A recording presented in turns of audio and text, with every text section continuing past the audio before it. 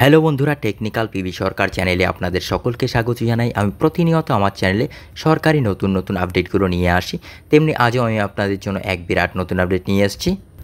কিভাবে birth certificate পাওয়া যায়, কিভাবে আবেদন করবেন এবং কি কি নথি লাগবে, বিস্তারিত জানতে পুরো ভিডিও দেখুন।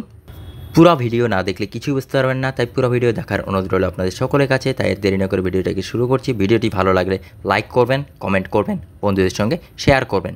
ধন্যবাদ, পাশে থাকবেন। How to apply birth certificate. শিক্ষা প্রতিষ্ঠানে ভর্তি থেকে শুরু করে ড্রাইভিং লাইসেন্স, ভোটার নিবন্ধন, আধার তালিকাভুক্ত, বিবাহ নিবন্ধন, সরকারি চাকরি আবেদন সহ প্রায় প্রতিটি ক্ষেত্রেই পরিচয়সূচক একক নথি হিসেবে বার্থ সার্টিফিকেট বা জন্মের শংসাপত্র লাগে। ভারতের সিভিল রেজিস্ট্রেশন সিস্টেমের আওতায় সমস্ত নাগরিকদের জন্মের নিবন্ধন করা বাধ্যতামূলক। কিন্তু কিভাবে পাওয়া যায় এই বার্থ সার্টিফিকেট? 1 অক্টোবর থেকে কার্যকর হয়েছে জন্ম এবং মৃত্যু নিবন্ধন সংশোধনী আইন।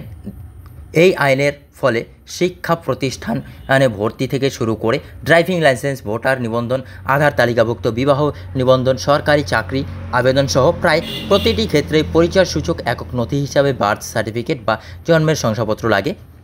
ভারতের সিভিল রেজিস্ট্রেশন সিস্টেমের আওতায় সমস্ত নাগরিকের জন্মের নিবন্ধন করা বাধ্যতামূলক। কিন্তু কিভাবে পাওয়া যায় বার্থ সার্টিফিকেট, এর জন্য কিভাবে আবেদন করতে হয়, কি কি নথি প্রয়োজন, আসুন জেনে নেওয়া যাক সব কিছু।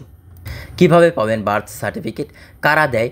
স্থানীয় কর্তৃপক্ষ অর্থাৎ শহরাঞ্চলে মিউনিসিপ্যাল কর্পোরেশন এবং গ্রামাঞ্চলে মহকুমা শাসকের কার্যালয় বা গ্রাম পঞ্চায়েত কার্যালয় থেকে বার্থ সার্টিফিকেট দেওয়া হয়। Registration form. যে হাসপাতালে শিশুর জন্ম হয় সেই হাসপাতাল থেকে বার্থ সার্টিফিকেটের রেজিস্ট্রেশন ফর্ম পাওয়া যায়। না হলে সিভিল রেজিস্ট্রেশন সিস্টেমের অফিসিয়াল ওয়েবসাইট থেকে আপনি রেজিস্ট্রেশন ফর্ম ডাউনলোড করে নিতে পারবেন খুব সহজেই। ওয়েবসাইটটি হলো crso.rgi.gov.in। এখান থেকে আপনি খুব সহজেই ডাউনলোড করে নিতে পারবেন। ফর্ম পূরণ। সন্তানের জন্মের 21 দিনের মধ্যে ফর্মটি পূরণ করুন। জন্মের তারিখ, সময়, জন্মস্থান, পিতামাতার পরিচয়ের প্রমাণপত্র এবং নার্সিংহোম বা হাসপাতালের বিবরণ দিতে হবে। যাচাইকরণ এবং জারি। ফর্মটি জমা দেওয়ার পর রেজিস্ট্রেশন রেকর্ডগুলি যাচাই করে এরপর বার্থ সার্টিফিকেট জারি করে 7 দিনের পর্যন্ত সময় লাগে। কি কি নথি প্রয়োজন?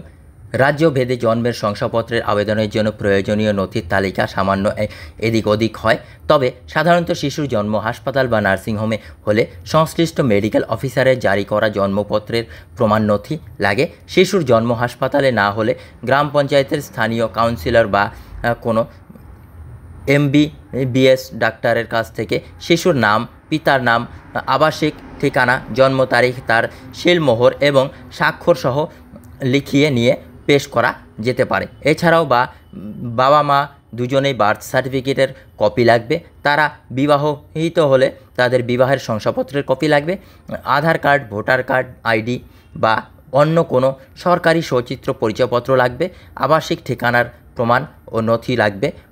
ফর্মে দেওয়া তথ্যাদির যথাযথ নিশ্চিত করতে একটি হলফনামাও দিতে হবে সঙ্গে জমা। দেরিতে নিবন্ধন।